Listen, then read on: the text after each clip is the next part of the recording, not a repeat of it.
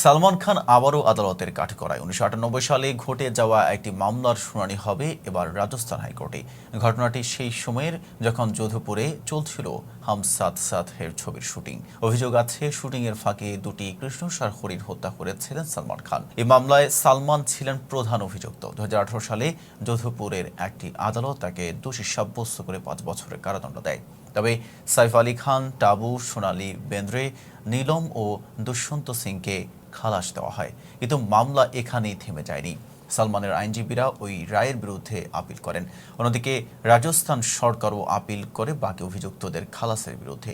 সেই দুই আপিলের শুনানির তারিখ ঠিক হয়েছে এবার। রাজস্থান হাইকোর্টে শুনানি হবে ২২ সেপ্টেম্বর। সেদিন বিচারপতি মনোজ কুমার গার্গ শুনবেন দুই দিকের আপিল।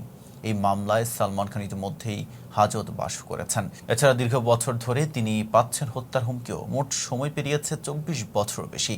এই দীর্ঘসূত্রতার জন্য দায়ী ছিল প্রযুক্তিগত কিছু জটিলতা। সালমানের আইনজীবীরা আগে ট্রান্সফার পিটিশন দাখিল করেছিলেন। তাতে বলা হয় যেন রাজ্য সরকার আপিলের সঙ্গে একত্র করে শুনানি করা হয়। এই পিটিশনেই সময় লেগেছে অনেকটা। অবশেষে দুই পক্ষের আপিল একসঙ্গে শুনানির জন্য তালিকাভুক্ত হয়েছে। রাজস্থান সরকার আবারও চাইছে সালমান সহ সবাই যেন শাস্তি পান। এই মামলার ফল কি হবে তা জানার জন্য তাকিয়ে আছে পুরো বলিউড। এতক্ষণ সাথে ছিলাম মেহেদী হাসান। ফেজদা পিপলের সাথে থাকার জন্য ধন্যবাদ।